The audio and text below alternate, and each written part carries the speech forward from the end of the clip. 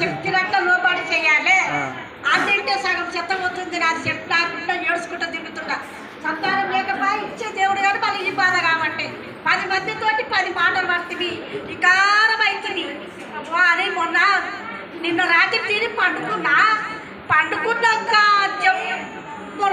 ఈ పాత్ర అంతా గుంజుతుంది. గుంజితే ఈ టైంలో ఒక్కటే అయింది. ఎక్కడ పోవాలి ఏడవకారం పోదు అంటానే అని బాగా ప్రార్థన చేసుకుంటా పండుకుంటే తెల్లగుంది. ఏందో ఏమో వచ్చి మంచం మీదకి వచ్చి ఇట్లా నా మీద ఇట్లా పడుతుంటే ప్రార్థన చేసుకున్నా కాలు పడిపోయింది. ఈ పాత్ర పడిపోయింది మొత్తం. ఎవరిని లేపను నీవు సావైనా సంతోషమే, బతుకైనా సంతోషమే. గిదే అన్నది గిదే పట్టప్పుడు దేవుడు అంటానే అని ప్రార్థన చేసుకుంటా పండుకున్నాక గాలిలాక పొగలాక లేచిపోతుంది. అక్కడ తెల్లారటాలకల్లా బాగా అయింది, మంచిగా అయింది. సాక్ష్యం చెప్తాను దేవుడు అంటానే అనుకున్నా.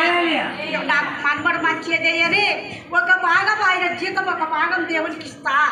తండ్రి అంతా చెయ్యండి.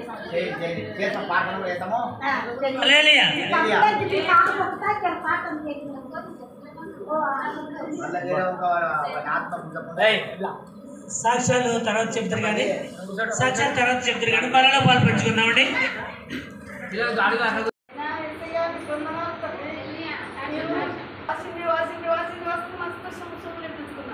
తక్కువైంది. మళ్ళీ ఇప్పుడు 6 నెలలు అవుతుంది. 6 నెలలకు 3 రోజులు అవుతుంది. 3-4 రోజులు అవుతుంది. ఇక మళ్ళీ మళ్ళీ ప్రొగరించింది.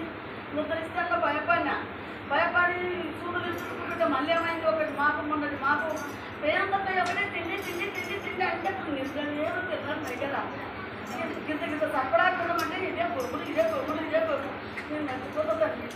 ఏమింది నాకు ఏం రోగం ఇది, నాకు పుట్టినప్పుడు సంది లేదు, నాకు ఏం రోగం అయినా ఇట్లా అంటే అనుకొని వేసుకొని తెల్లారి పోయిన మళ్ళీ డబ్బు ఒక 4 రోజులు అయినాయి. నిన్న 2 రోజులు అయినాయి. ఒక డబ్బా ఇచ్చారు పెట్టుకోమంటాను.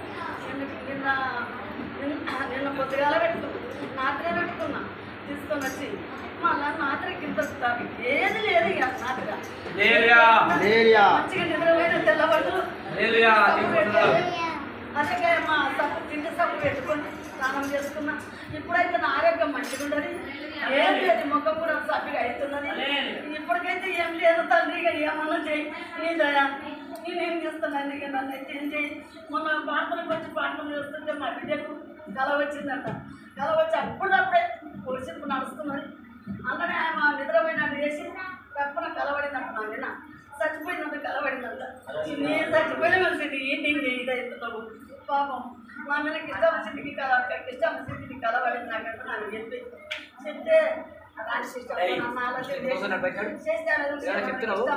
దేవుడు ముట్టాడు.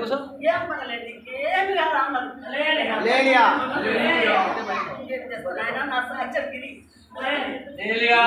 దేవుడు జీవించుగాక. దేవుడు జీవిస్తున్నా.